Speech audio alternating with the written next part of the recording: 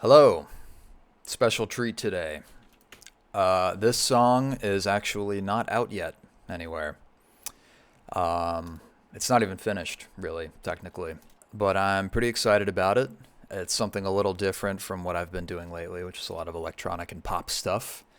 And this is straight up acoustic guitar, saxophone, flute, acoustic drums, all acoustic, which is kind of rare for me these days.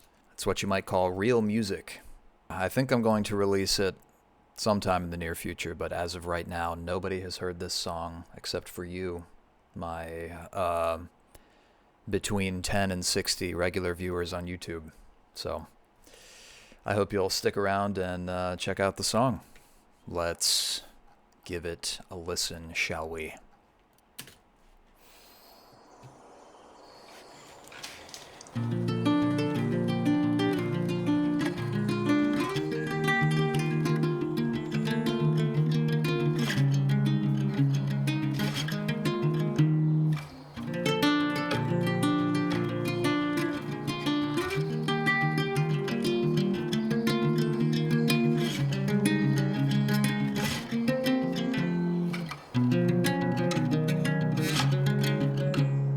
I was born in a litter of three, made our home from a hole in a tree. My mother, my brother, my sister and me lay in a pile, fuzzy and warm, tuck away safe, wait out the storm. I just wanna live, whatever my form. Wings and claws, scales and teeth, and something stranger hidden beneath. Born just to die, we share in this grief. The sky and the land, deep in the sea, the mouse and the microbe, the whale and the flea. My brothers, my sisters, my children and me.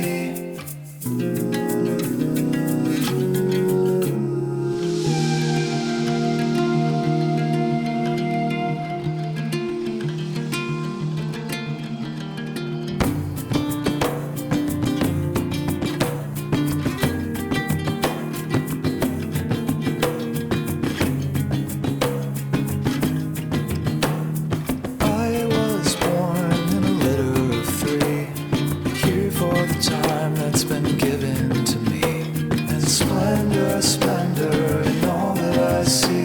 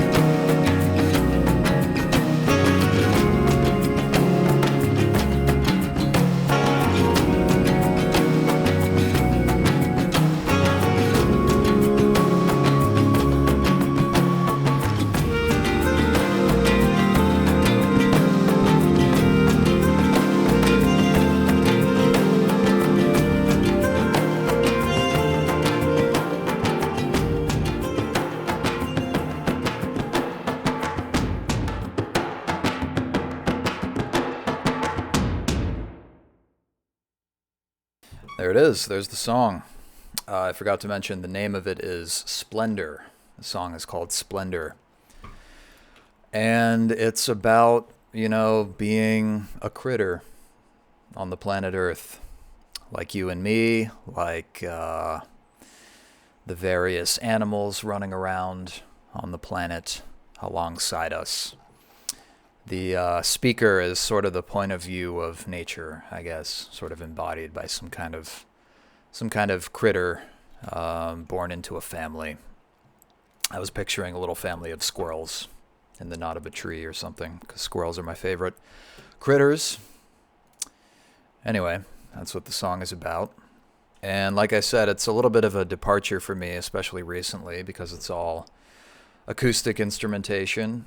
And usually I'm a big synthesizer guy, electronic drums kind of guy. But it was very refreshing to get away from that for a little while and to focus on just trying to get good captures of live instrument performances. As always, I've got my overcomplicated vocal bus with a million different harmony lines. We've got flute. I have a shitty $5 bamboo flute that I got as a souvenir many years ago. And it comes in handy sometimes. It really sounds quite awful unless you put a lot of reverb on it, but I put a lot of reverb on it, so we're all good here. We've got the guitar, which I've said before on this channel in this series that I'm not much of a guitar player, but I do my best. Sorry it's kind of grayed out right now. I froze the audio to free up some processing power, so when you do that in Reaper it sort of grays it out, so I hope that's not too annoying. Yeah, you can see I've got all these little guitar parts stitched together because I'm not good enough to just play a solid take all the way through the song without stopping. So often I'll kind of just loop one or two parts of a song over and over again on guitar and then pick out the best chunks and stitch them together later. So that is exactly what I did here. We have some saxophone. We've got my Kala U bass here, which is a ukulele bass. I used that because it has a nice sort of woody acoustic sound. It sounds a little more natural than your standard electric bass. It has rubber strings, actually. So it doesn't have magnetic pickups, electrical pickups. It has a piezo pickup that just picks up on the vibrations in the wooden body. Then we've got this percussion bus, which contains a shaker and several different takes of me playing this big stupid drum. I think I've mentioned it before. It's sitting over there in the corner. I would grab it and show you, but it's massive. It's like literally somebody took a tree trunk and hollowed out the middle and put animal skins on the top and bottom. And it's falling apart, and I got it for free from somebody who was getting rid of it. And it doesn't sound very good, but I use it all the time because it's sort of my only acoustic hand drum. And with enough creative recording solutions, you can get it to sound okay, which is how I think it sounds here. So I have a bunch of layers of that. I said before that it was all acoustic instruments, and that's 99% true, but I do have this taiko drum sample to kind of reinforce these big drum hits here, so I cheated a little bit, but just a little bit. And then finally we have these kind of backyard forest nature sounds that I recorded at my old apartment, which was sort of situated in this little glen, this sort of, honestly, sort of a little wildlife sanctuary in the middle of the city. Yeah, so these are some little nature sounds that I recorded with a little pocket zoom recorder.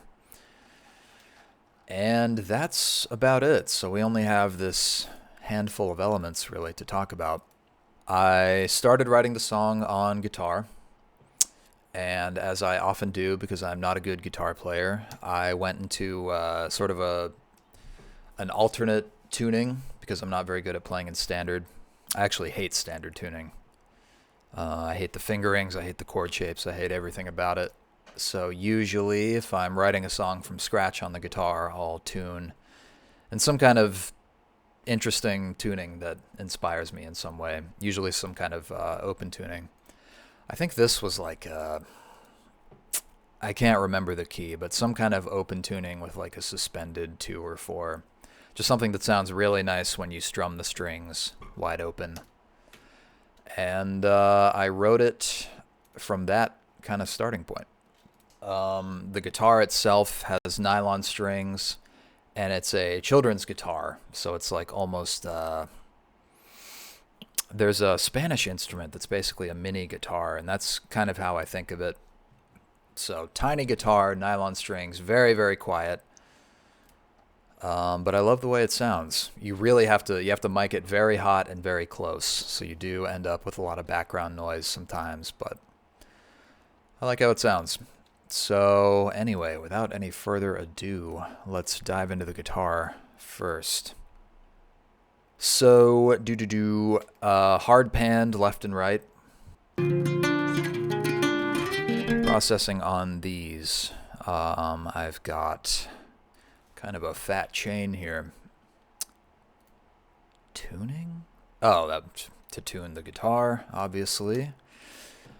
Then solid EQ. I love this EQ. Very simple, but very effective. I took out a lot of low end because, like I said, you have to really mic it hot and close, so you get a lot of low end reverberation inside the body, no matter how you mic it. So I had to take out a lot of that low end, starting at 220 hertz. Took out some low mid around 350. I'll usually do that. Some high end boost. I actually, I'll probably go back and reduce some of that high end boost because I think listening in my car at least, which has a really severe kind of smile curve, the high end was really kind of spicy. It hurt my ears a little bit, so I'll probably dial that back a little bit. So those are my EQ moves. Then some compression, some pretty significant compression.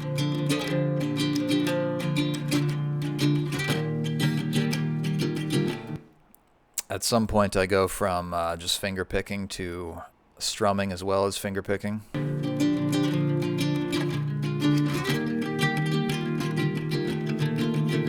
So yeah, a lot of guitar running into this compressor, and it's working pretty hard. And then I had these clicks that I could not get rid of from the finger picking, so I had to resort to using an Isotope RX plugin on there, which I hate to do because it introduces a ton of latency and sometimes some pretty nasty artifacts, but there was just no other way that I could get rid of those little clicks, so it was what I was forced to do. I think it sounds pretty good in the big picture. Wow, and then so I've got my guitar bus, which the 4 guitar layers run into, and then my master guitar bus, or my guitar submix, which... Wow, I really did too much here. Look at that. I was working very quickly, and I guess pretty sloppily, so... I mean, this is kind of silly to, like, add 3 dB of high end in the bus and then go up to the submix and add 6 dB of high end. Kind of stupid.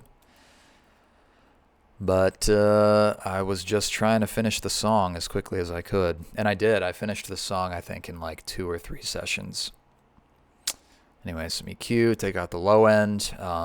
Kotelnikov, which is this nice compressor that lets you balance RMS, or very slow kind of big picture compression, with moment-to-moment peak compression. So used a bit of that on the submix, some saturation.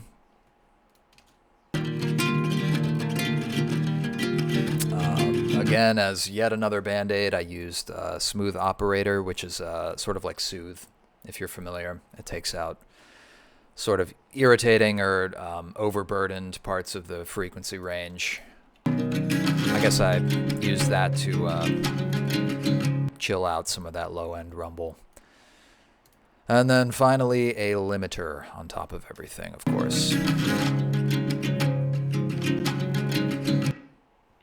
I think it sounds good. Like I said, I did a little too much in certain areas, but I think the end result came out pretty decent. Then we have this saxophone submix with a bunch of different sax tracks. Pretty lush, pretty lush. Little EQ. As usual, easing off some low end and low mid and cranking the high end. I guess my mics are pretty dark, so I end up having to reintroduce a lot of high end when I process. At least that's what I tell myself.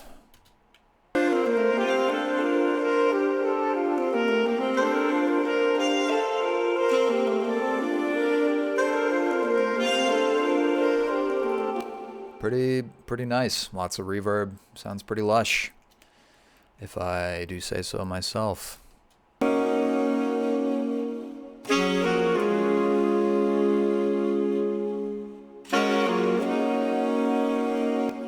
Yeah, there's nothing like a reed instrument. Such an organic, expressive family of instruments. I wish I was better at the saxophone. I'm really just good enough to kind of capture one or two good takes, but not good enough to really perform on the saxophone, unfortunately. We've got our bass, which, as I said, is a ukulele bass. Very interesting, characterful instrument, rather unique, and one of my favorites. One of my favorite instruments. I've been using this Goodhertz plugin. It's the first one I've tried. It's called Goodhertz LA210. Come on. Come on. It's free. You can download it for free. And it's just got, I think, basically a bunch of bits and bobs from their other plugins kind of thrown together in this fun little LA freeway theme. So you've got compression, a clipper, tape saturation, / it also, if you crank it, it introduces some tape warble, a little tone circuit, I guess they call it tape speed. You can brighten or darken your tone. You can choose how hard you're driving the input. But anyway, I've really come to like it on bass because it's a nice balance between very simple interface, not too many controls, but it also gives you a lot of really nice saturation options and helps your bass to stand out in the mix. You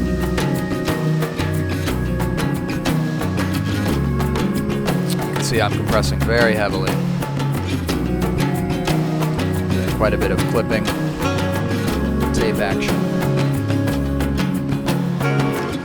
And actually, the jury is still out on the bass mix here. You know, I'm trying to keep it, like I said, my car speaker has like a really kind of severe smile curve, but somehow properly mastered music still, like the bass is very heavy, but it's not overwhelming. And I have not cracked the code to that yet because when I listen to a lot of my shit in the car, the bass is just like, it sounds good in my headphones and then it just fucking blasts me when I get into the car. So it's really hard to find a balance between those two things. And I'm not convinced that I have found the right balance here. So I will probably end up, I don't know, either adding or taking away some bass in the mix. You can see I've done a lot of multiband compression here, which again, I do not like to be doing this much. Like, I really prefer to just get a good bass sound at the source and just stick with that. But here I have really had to do a lot. And part of that is because of the weird, quirky character of the instrument itself. But part of that is also just because I'm pretty amateur at mixing bass. So all of this is to say I'm not happy with this bass sound yet, but This is where the mix is at right now. So that's the bass. Then the percussion submix, which is a lot of fun. So as I said, we've got shaker, left and right. A bunch of different takes of that big drum, me playing that big drum. And I ended up pitching them up and down so they would sort of sound like smaller or larger drums than they really are. This mid drum, I think, is the authentic sound of the drum. Yeah, that sounds like the real thing. So that's what it kind of actually sounds like, just running right into a microphone. And then I've got this talking drum line with some kind of freestyle drum parts. And this is pitched up, so it sounds like sort of a smaller drum.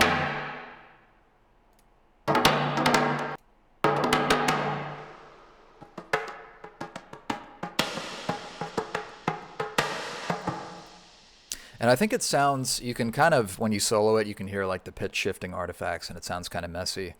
But in the mix, I think it sounds pretty authentically like a smaller drum and maybe even a different type of drum, like a metal, something with a metal frame. So the mid drum, talking drum, and then we've got these big hits pitched way down so they sound big and mighty. Like I said at the beginning, I used a taiko drum sample to reinforce those big hits because they just didn't sound big and bold enough without a little extra reinforcement. So I did cheat. I used Meteor FX by UVI, which is meant for like big trailer hits, those big sounds in a trailer where it's like, you know, that type of shit. But I usually just use it for stuff like this. In fact, half the time I use it specifically for these taiko drum samples, which, nothing like a taiko drum. It's like the quintessential big drum for me. So those are the big hits. And then I've got these double time drums that play the part twice as fast as the other drum parts. And I think these are pitched way up. Yeah. So the rest of the drums are going 1, 2, 3, 1, 2, 3, 1, 2, 3, 1, 2, 3. And these are going 1, 2, 3, 4, 5, 6, 1, 2, 3, 4, 5, 6, 1, 2, 3, 4, 5, 6. So anyway, they're twice as fast, so I figured pitch them up so they sort of decorate the foundation set by the lower pitched drums. I mean, as you can tell by the end where I sort of fade everything else out and leave just the drums, I'm pretty proud of this drum part.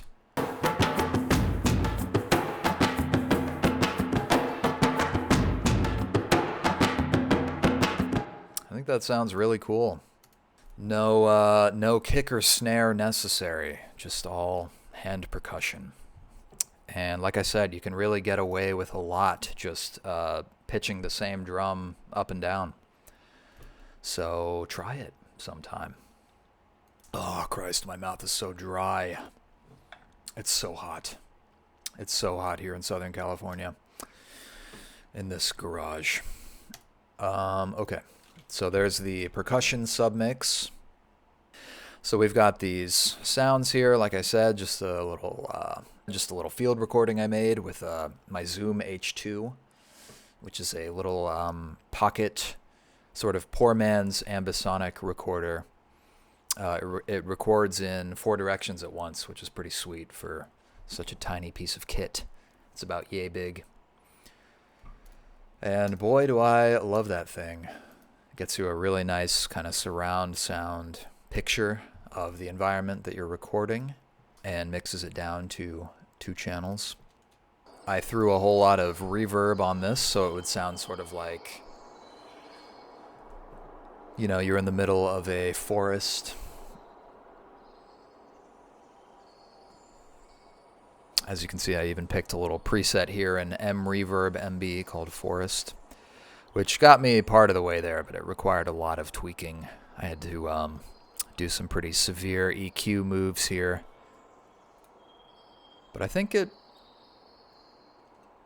You know, I went on a road trip to the Pacific Northwest a few months ago, and I did a lot of camping, and I was really struck by the reverb of a forest, what it sounds like, especially when you wake up first thing in the morning before anyone else is awake, and it's just you and the dawn chorus of birds and other critters waking up, 6:30 a.m., sun's rising.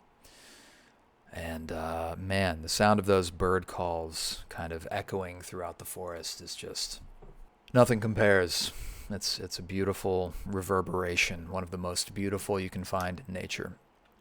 So I hope I did at least a decent job of sort of recreating that with a software reverb. Did I succeed? You be the judge. But when I hear this, it takes me back to waking up at 6:30 and listening to the birds in the forest. There's a little bit of my backyard wind chime in there as well. Anyway, nature sounds that I fade in and out throughout the song. And then finally this little $5 bamboo flute, which... Oh boy, this thing is, I can't tell you what a piece of shit it really is. It's, if you play the normal fingerings that you would expect to be able to play on a flute, it's way out of tune. So if you want to play just like a major scale, 2 or 3 notes will be in tune with the major scale, and then the rest will be like up to a full semitone out of tune. So you have to... Maybe this is normal, I don't even know, I'm not really a flute player, but you have to sort of half finger some of the holes when you play fingerings for certain notes, which is really difficult. So what I'll do is just record little basic snippets one at a time, trying to play the thing more or less in tune. And I think I even ended up using some pitch correction. I did. I used the Melda pitch correction plugin on these because the thing will not stay in tune to save its life. So, recording this thing is just the first step. There, you have to do a lot to get it to sound decent. But hey, once you do, it sounds like a flute.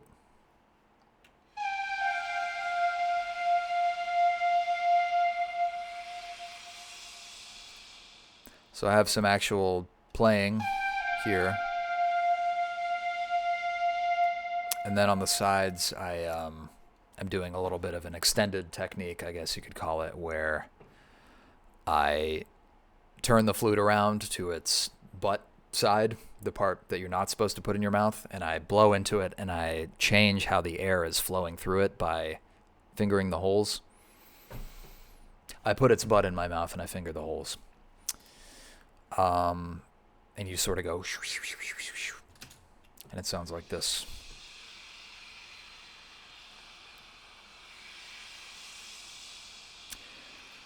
To me, as a synth head, it sort of sounds like white noise with a phaser on it, but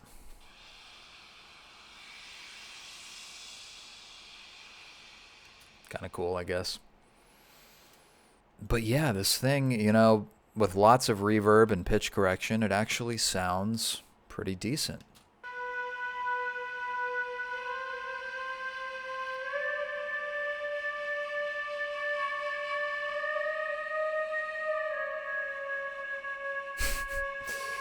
I think you could hear some auto-tune there, unfortunately.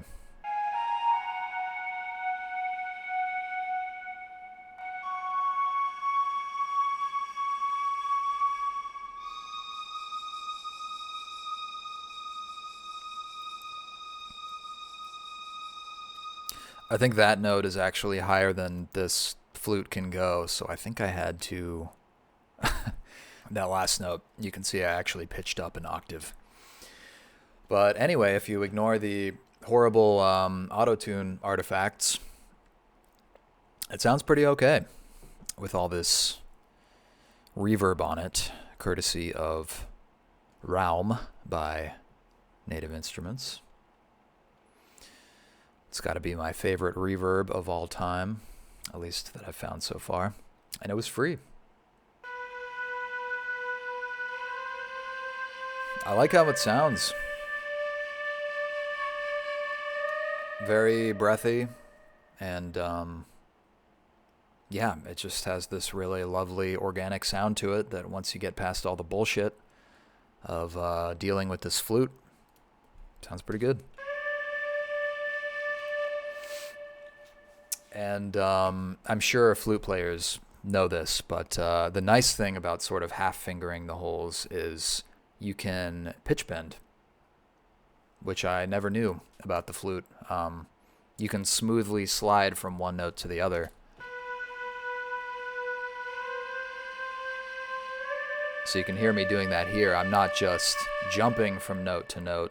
I'm actually sliding from note to note by sort of half covering the hole and sliding my finger over the full hole and taking my finger from covering the hole fully to, sort of half covering it or not covering it all. But anyway, yeah, you can pitch bend on the flute, which was news to me when I first started playing this thing. Those are all the instrumental elements. And then I'll unfreeze my main vocals so we can take a look at that. My trademark is way too many harmonies, and this song is no different in that regard.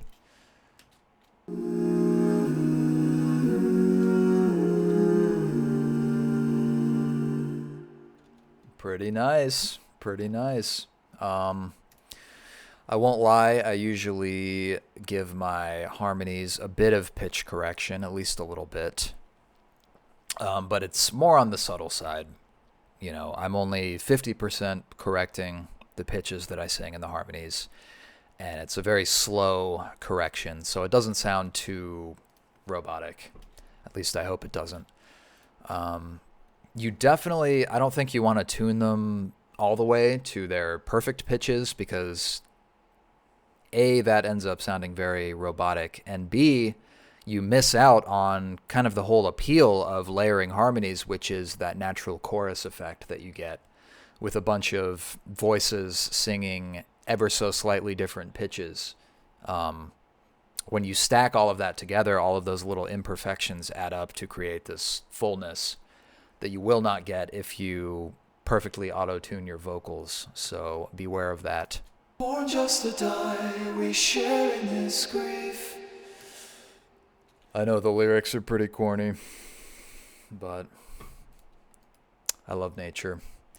I let myself gush about nature a little bit here. My brothers, my sisters, my children and me.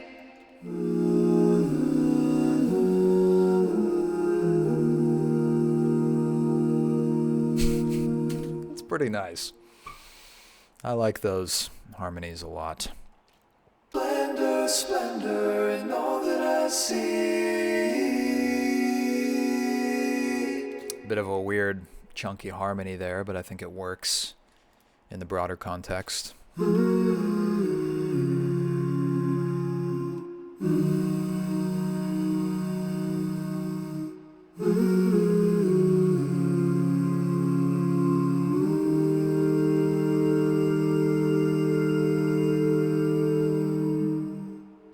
You like that shit? The way I will usually do harmonies, if you're wondering how I get to this point, I will start in a certain section, and I'll go layer by layer, of course, because I only have the one voice.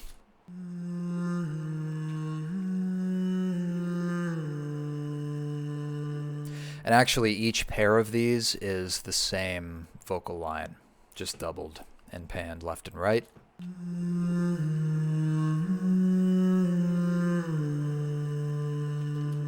I'll usually start at the bottom and work my way up to the higher harmonies. So here would be sort of my middle.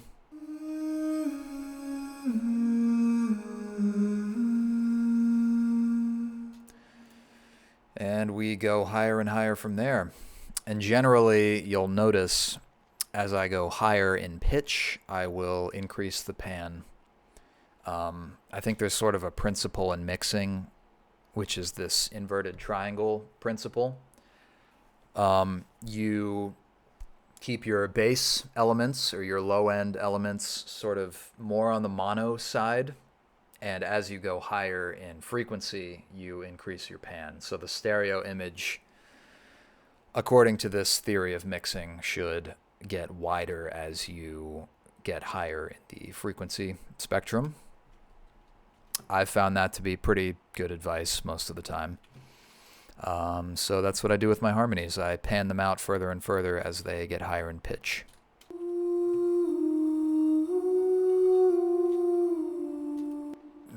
I don't have much of a range before I hit my falsetto point, so usually I'll only have one or two of these lower harmonies, and then I have to start singing falsetto. But when I do sing falsetto, I can really get pretty surprisingly high up there, so I'll often take advantage of that by singing really ridiculously high harmonies that sound pretty silly, actually.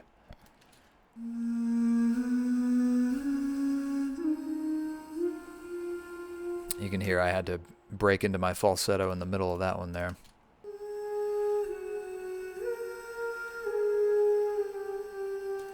So that's pretty high. And then all the way up here, which we're panned all the way out to the left and right now.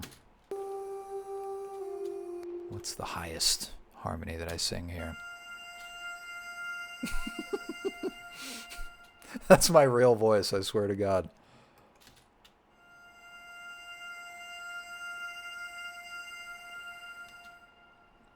I don't think I could hit that right now if I tried. Let me see.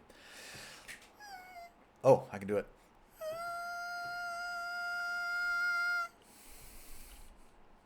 Impressed. Anyway, yeah, so I go section by section. I'll start at the bottom, sing these lower ones. We go higher and higher, and once I've completed the full stack, I will move on to the next section. Born just to die, we share in this grief. Those are harmonies to the main vocal part. My brothers, my sisters, my children and me. I restrained myself to just 2 harmony lines or 4 vocal takes here. Splendor, splendor in all that I see.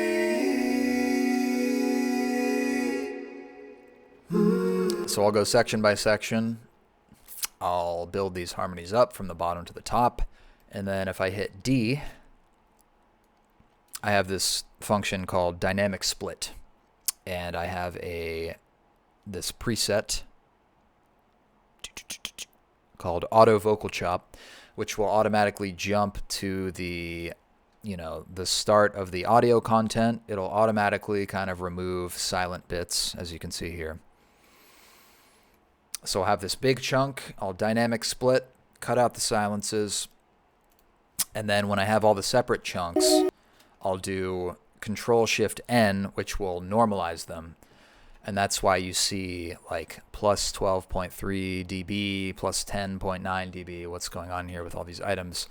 They've been normalized all the way up to their full volume, to 0 dB. And that is why I will reduce these tracks down to 12 dB. Then those will go up to the bus.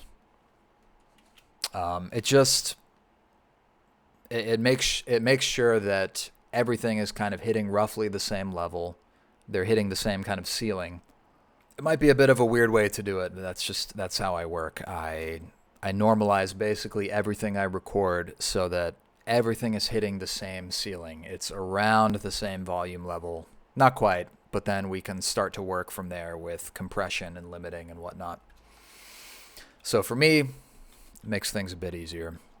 And then Reaper has really great item editing functions. So like I can go to these individual items and I can kind of drag down their volume ceiling. So I can mix volume per item rather than per track. So I can leave the track volume alone and just mix per item when I need certain items to be quieter. So you have this volume function, which is really nice. And then if you click on an item in Reaper and hit T, it opens up basically a volume automation curve. and you can draw in volume automation per item, once again, which is really nice. Like, without the volume automation I did here on this item, you can see the first half is kind of fatter than the second half.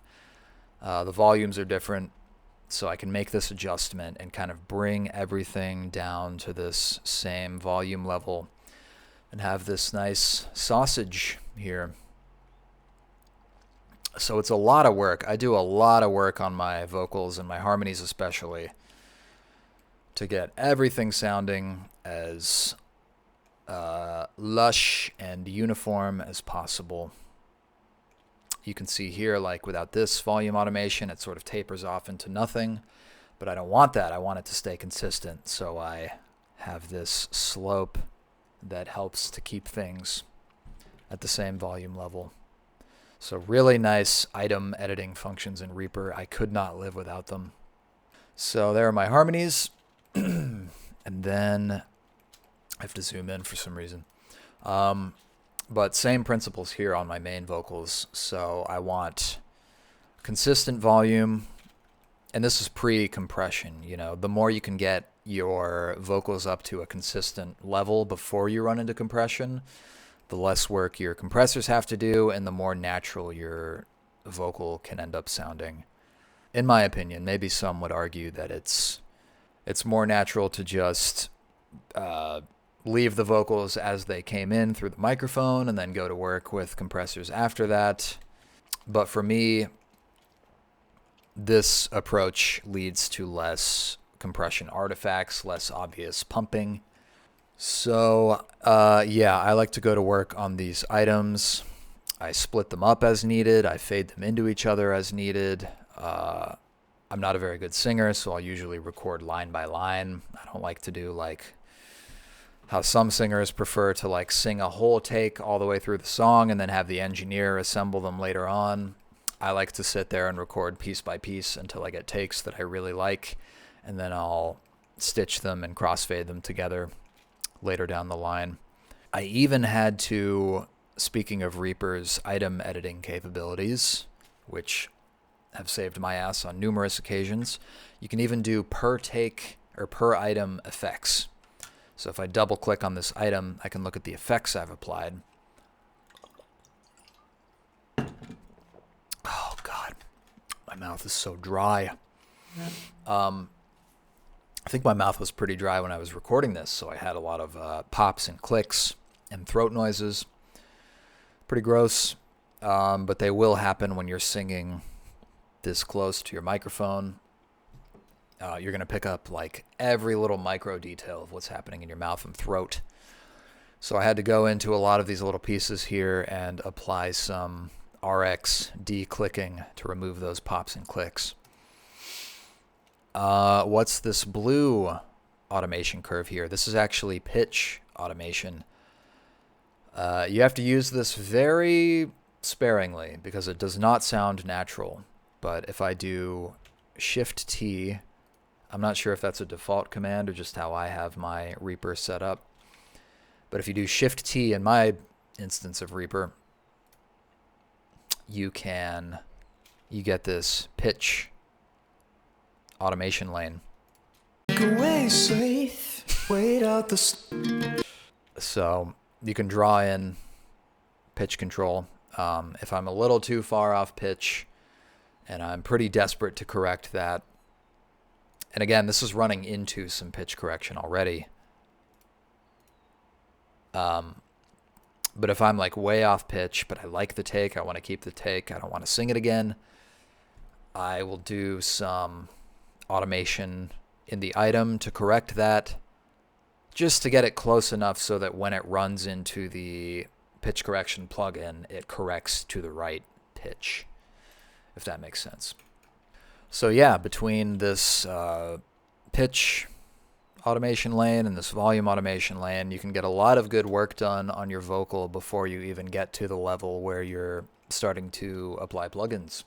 The goal is to get every little detail right, so that when you're listening to the vocal in the context of the song, nothing is distracting, nothing is taking you out of it, and you can just hopefully enjoy the vocal performance for what it is. those are my vocals. What can I tell you about my processing chain here? Pitch correction, EQ, removing some low end, actually addressing a little bit of mid-high here, taking a little bit of that out. Compression, pretty heavy compression, 4:1 ratio. Ranger hidden beneath, born just. So I am really squishing every ounce of volume out of this thing that I can and trying to get it to as consistent of a level as I can. Limiter. Ranger hidden beneath, born just to die, we share in this grief. And some final EQ to take out some of that really low-end stuff that you don't really need in your vocal. Same thing with my harmonies, just some. With harmonies, I guess this is pretty obvious, but you're probably going to want to take out more low-end than you would with your main vocal because you're stacking harmony upon harmony. You end up with however many tracks I have here. And if you're leaving in all of that low-end content, it's just going to get muddy as hell pretty quick. I took out some low-end. I took out some low-mid, as I usually do. And then I left them alone until about 7K. My voice, especially when I'm singing this kind of breathy, whispery stuff, I get this really pretty harsh, high-end whistle in the back of my throat. And that comes through in my recordings. And when you stack a bunch of them together, like I was saying with the low end, it really magnifies that annoying whistle. I hate that feature about my voice, but it is what it is. So I did what I could here to address that by rolling off a lot of high end above 7K. So that's what's going on there. I'm so sorry, my camera memory filled up. So I have to finish this on my iPhone. But anyway, final thoughts. You know, like I said, I wrote this on an instrument that is not my main instrument. In fact, it's one of my worst instruments, the guitar. And I wrote it in this unusual open tuning. So I think that led me to make a lot of choices that I would not have made if I were writing this on the piano or starting with the bass or what have you. So I did a lot of like lingering in these weird harmonic spaces, like a lot of Lydian in this song, a lot of Lydian. And Lydian has a very, I don't know why, but I associate it with nature and like Splendor, like the name of the song. It's got this very like open kind of wondrous, it fills you with wonderment for whatever reason. It's kind of fantastical. And because of this open tuning with that sus note or whatever it is in there and the weird kind of chord shapes, different stuff I played, it just, the harmony ended up lingering a lot in this Lydian land and jumped around between keys a lot of weird chord changes that I would have never thought of had I not been playing on a tiny baby children's guitar in a weird alternate tuning.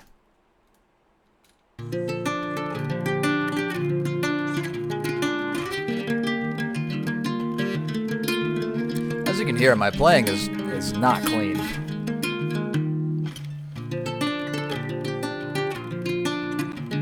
These are not very good recordings, but as always, I rely on the big picture of the mix to save my shitty instrumental skills.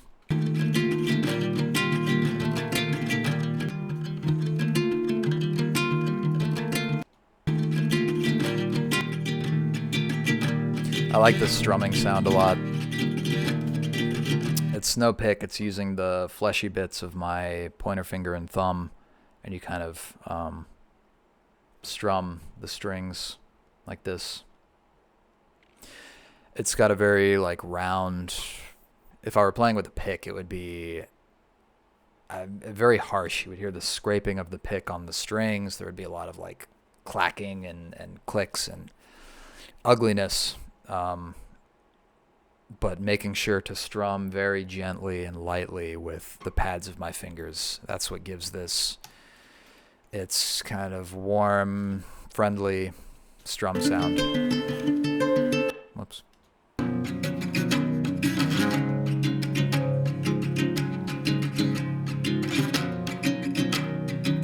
Again, not great recordings, but they work okay in the big picture context.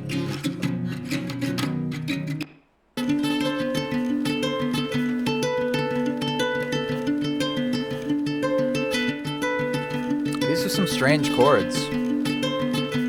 I would not play these on the piano. I don't even know what that is harmonically, but it just... something about it fits. It fits in this song.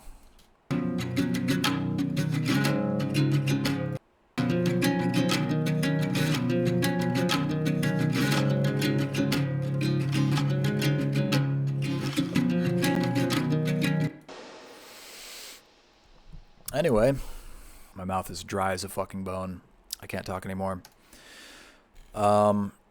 This is Splendor.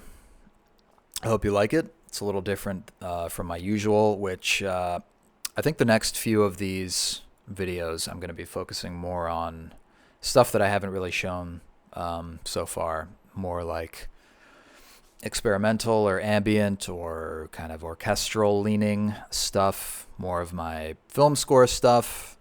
More of my low-key, non-pop kind of stuff, because I do a lot of that too. I have severe musical ADHD and I cannot focus on one sound to save my life. And that may be why I don't have a career. So anyway, I hope you enjoyed the song. I hope it was interesting. I hope maybe you learned a thing or two from it. And you can keep an eye out. I think I'll release this in the next few months, so you can catch it on streaming and whatnot if you like it. Why not go ahead and follow me? Follow Jacket Pocket on your platform of choice to hear this song when it comes out. Thank you so much, as always. If you're here watching, I can't tell you how much I appreciate it. I'll see you next time.